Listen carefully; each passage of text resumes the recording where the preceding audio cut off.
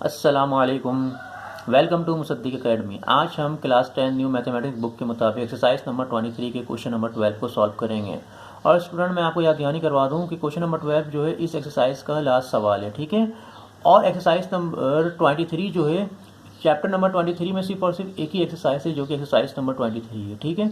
तो आज इंशाल्लाह हमारा ये चैप्टर क्लोज हो जाएगा। तो आइए सवाल को पढ़ते समझते और फिर इसे सॉल्व करते हैं। तो मैं सवाल पढ़ता हूँ। In the rectangle A B C D, एक रेक्टेंगल है जो कि ए बी सी डी के नाम से है, ठीक है। अब लिखा हुआ measurement B C plus measurement C D is equal to 17 centimetre. B C और सी डी इन दोनों का जो सम है वो 17 के बराबर है। And B D plus A C is equal to 26 centimetre, और बी डी और ए सी का जो सम है वो 26 सेंटीमीटर के बराबर है। Calculate the length and breadth of the rectangle. आपको रेक्टेंगल की लेंथ और ब्रेथ ये दोनों वैल्यू कैलकुलेट करनी है। तो स्टूडेंट मैंने रेक्टेंगुलर आपके सामने बनाकर रखा है, इसको नेमिंग कर दिया ए बी सी डी। अब हम आते हैं, हमें क्या मालूम करना है, लेंथ और ब्रेथ। अब स्टूडेंट ये जो रेक्टेंगल की ये जो बी सी और ए डी जो है ना, ये रेक्टेंगल की लेंथ कहलाती है। तो ये भी लेंथ है और ये भी लेंथ, और याद रखिए ये दोनों लेंथ आपस में बराबर होती है। और मैंने यहाँ पर ए बी और सी डी या डी सी आप देख सकते हो, तो ये जो रेक्टेंगल की ये ब्रेथ कहलाएगी, ठीक है ना। तो मैं सपोज कर लेता हूँ जो लेंथ ऑफ ट्राइंगल जो है ना वो एक्स के बराबर है, और ब्रेथ ऑफ ट्राइंगल जो है वो किसके बराबर है, वो वाई के बराबर है। तो ये इसका लेंथ है, तो ये एक्स है, तो ये बात अंडरस्टूड है, ये भी एक्स के बराबर, क्योंकि ये लेंथ है और ये भी लेंथ, दोनों लेंथ एक दूसरे के बराबर होते हैं, अपोजिट साइड, ठीक है। और ब्रेथ जो है वो y के बराबर है, तो जब ये y है तो ये भी क्या होगा स्टूडेंट, y के बराबर होगा, क्योंकि रेक्टेंगल की डेफिनेशन से ये कि two opposite side is equal, दोनों अपोजिट साइड इक्वल होते हैं। लेंथ लेंथ के बराबर होगा, ब्रेथ ब्रेथ के बराबर। तो ये अगर ये x है तो ये भी x होगा, और अगर ये y है तो ये भी y के बराबर होगा, ठीक है। अब स्टूडेंट कंडीशन देखें, कंडीशन कह रहा है B C plus C D is equal to 17 centimetre. B C और सी डी इन दोनों का जो सम है वो किसके बराबर है, 17 सेंटीमीटर। अगर मैं इस कंडीशन को लिखूं अकॉर्डिंग टू कंडीशन, कंडीशन के मुताबिक क्या कह रहा है, फर्स्ट कंडीशन जो है measurement of B C plus measurement of C D is equal to 17 centimetre. अब बी सी जो साइड है वो किसके बराबर है स्टूडेंट, एक्स के बराबर है प्लस साइन, और सी डी किसके बराबर है, ये बराबर है वाई के। तो X plus Y is equal to 17 के बराबर आ गया। अच्छा सेंटीमीटर आप यूनिट नहीं लिखेंगे, ठीक है। तो यहाँ पर एक इक्वेशन क्रिएट होगी, इसको मैं नाम दे दूंगा इक्वेशन नंबर 1 का, ठीक है।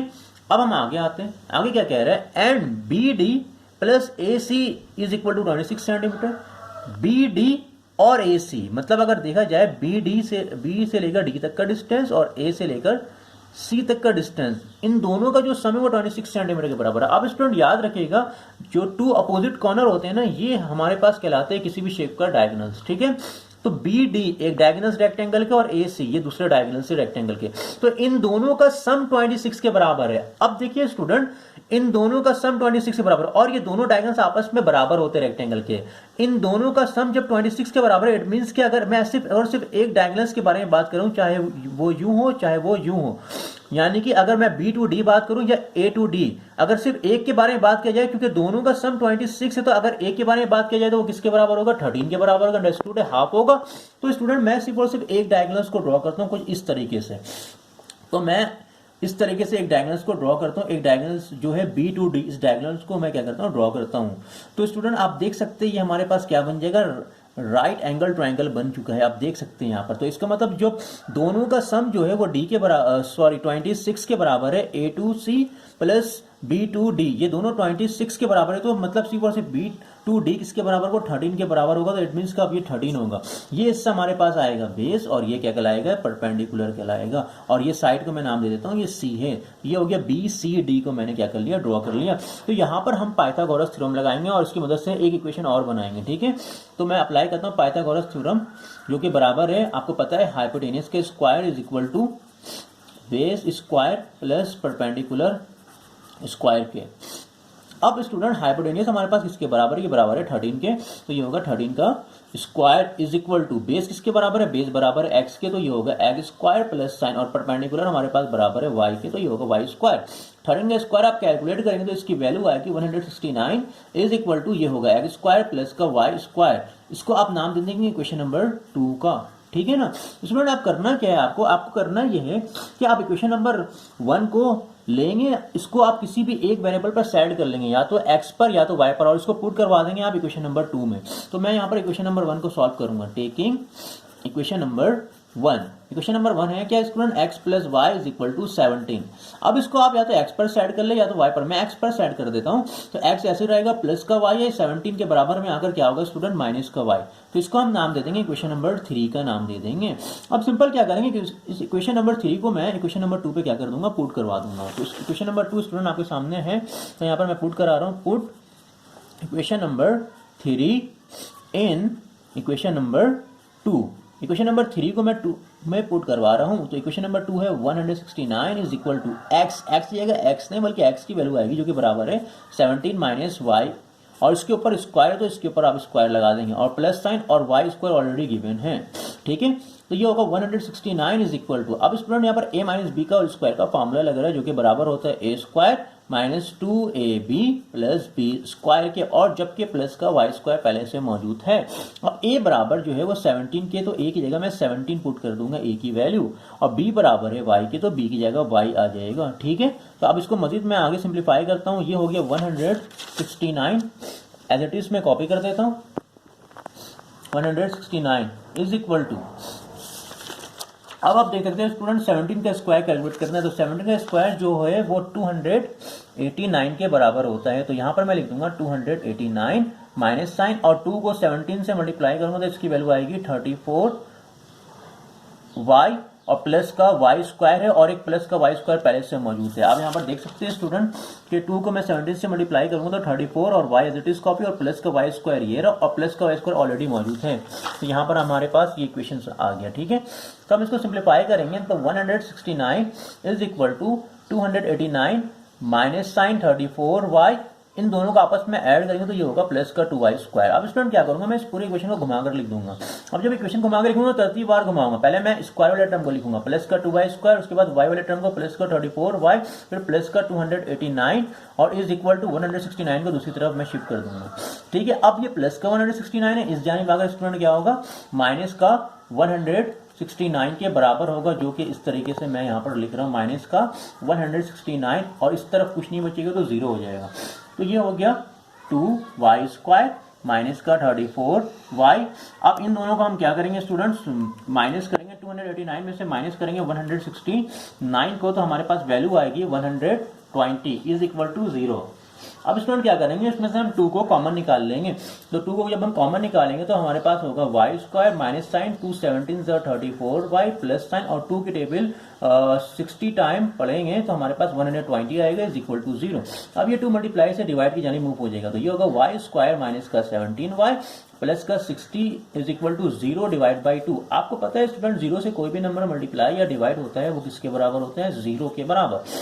अभी हमारे पास क्वाड्रेटिक इक्वेशन बन गया स्टूडेंट। तो सिंपल हम क्या करेंगे, यहाँ पर हम या तो इसको मिडिल टर्म ब्रेक कर देंगे या तो क्वाड्रेटिक इक्वेशन की मदद से इसको सॉल्व कर लेंगे। तो बेहतर ये कि मैं इसको मिडिल टर्म ब्रेक कर दूं। मिडिल टर्म ब्रेक का तरीका क्या होता है, पहले वाले टर्म के कोफिशिएंट को आखिरी वाले से मल्टीप्लाई करते हैं। तो इस y के स्क्वायर का कोफिशिएंट 1 है, तो 1 को 60 से मल्टीप्लाई करेंगे तो क्या आएगा 60। 60 का हम क्या बनाएंगे स्टूडेंट, फैक्टर बनाएंगे। तो ये होगा 2 3 ज़ा 6, 2 0 ज़ा 0, 2 15 ज़ा 30, उसके बाद 3 5 ज़ा 15 एंड देन 5 1 ज़ा 5। अब मैंने आपको बताया कि हम मिड वाले टर्म को इसकी मदद से इस तरह ब्रेक करते हैं कि प्लस या माइनस करने पर आपको क्या आना चाहिए, आपके पास मिड वाली वैल्यू आनी चाहिए। तो मिड पर हमारे पास क्या है 17 है, तो 17 आनी चाहिए। तो हम आए पेयर बनाते हैं। तो पेयर मैं बनाता हूँ इसका कुछ इस तरीके से 2 2 ज़ा 4, 4 3 ज़ा 12। अगर मैं 12 में 5 प्लस कर दूंगा तो हमारे पास क्या आएगा 17 आ जाएगा, ठीक है। तो पहले साइन वही लिखना जो मिडिल टर्म के साथ साइन है, माइनस साइन लिख दिया। अब इन दोनों में बड़ी वैल्यू क्या है 12 है, तो 12 y को पहले लिखूंगा और 5 y को बाद में लिखूंगा। अब स्टूडेंट दूसरे साइन को खुद से डिसाइड करना। अब माइनस का 12 है तो इसके साथ मैं माइनस लगाऊंगा, जब भी माइनस माइनस प्लस होगा 12 में 5 प्लस होगा तो 17 के बराबर आएगा, ठीक है। तो अब इनमें से मैं y को कॉमन निकाल लूंगा। तो कॉमन निकालने के बाद यहाँ पर 2y में से एक y कॉमन आ गया, एक बच गया माइनस साइन, और यहाँ से सिर्फ 12 minus sign as it is copy कर दूंगा। अब ऐसी कौन सी टेबल जिसमें 5 और 60 दोनों आ जाए, तो वो है 5 की टेबल। तो 5 कॉमन ले लूंगा, y कॉमन नहीं है क्योंकि इसके साथ नहीं है, सिर्फ 5 कॉमन आएगा। तो जब भी माइनस साइन कॉमन लेंगे तो मल्टीप्लाई होगा, तो minus minus plus 5 already common आ गया, यहाँ से बचेगा y, फिर माइनस प्लस माइनस 5 के टेबल हम 12 टाइम पढ़ेंगे तो 60 आ जाएगा इज इक्वल टू 0। अब स्टूडेंट देख सकते हैं कि यहाँ पर दोनों ब्रैकेट एक जैसी, तो ब्रैकेट को हम क्या निकाल लेंगे, कॉमन। तो ये y माइनस 12 ब्रैकेट कॉमन है और यहाँ से बचेगा y और यहाँ से माइनस 5 इज इक्वल टू 0।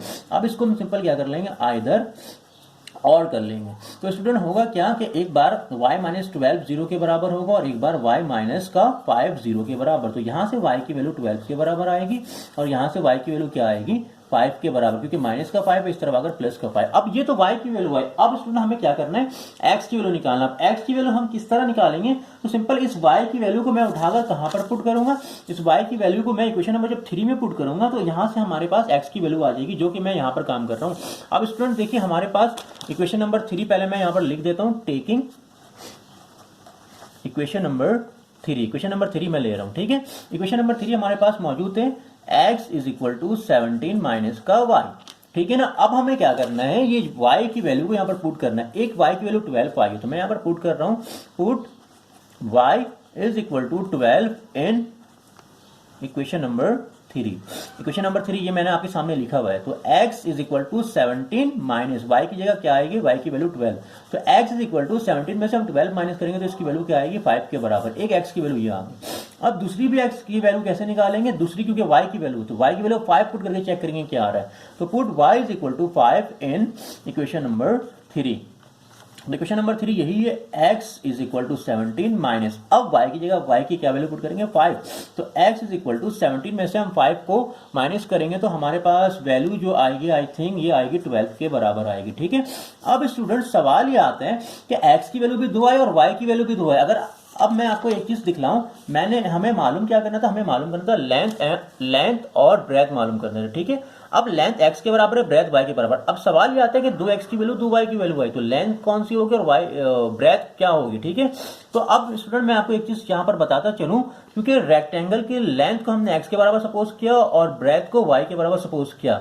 अब मैंने बताया था लेंथ ज्यादा होती है ब्रेथ के मुकाबले में, लेंथ की वैल्यू ज्यादा होती है और ब्रेथ की वैल्यू कम होती है। इट मीन्स कि जो x की वैल्यू ज्यादा है वो आपका आंसर होगा और जो x की वैल्यू कम है वो आपका आंसर नहीं होगा। और ब्रेथ के बारे में बात किया जाए तो जो ब्रेथ y की वैल्यू जो ज्यादा है वो आंसर नहीं होगा और जो कम है वो आंसर होगा, ठीक है। तो इट मींस कि x की वैल्यू 12 और 5 में से बड़ी वैल्यू कौन सी है, x की वैल्यू 12 पे, तो इट मींस कि जो लेंथ जो है ना, लेंथ वो सिर्फ 12 के बराबर होगा और ब्रेथ में जो वैल्यू छोटी है वो आपका आंसर होगा। तो ब्रेथ में जो छोटी वैल्यू आई थी वो कौन सी वैल्यू आई थी स्टूडेंट, अगर मैं बात करूं तो ब्रेथ में जो छोटी वैल्यू हमारे पास थी वो क्या थी, 5 थी, क्योंकि रेक्टेंगल का जो ब्रेथ होता है वो कम होता है, ठीक है, और लेंथ जो है वो ज्यादा होता है। तो स्टूडेंट ये हमारा क्या है, रियल आंसर है। उम्मीद है कि ये वीडियो आपको पसंद आई होगी। आज तक के लिए इतने रखते, अपना ख्याल रखिएगा। अल्लाह हाफिज।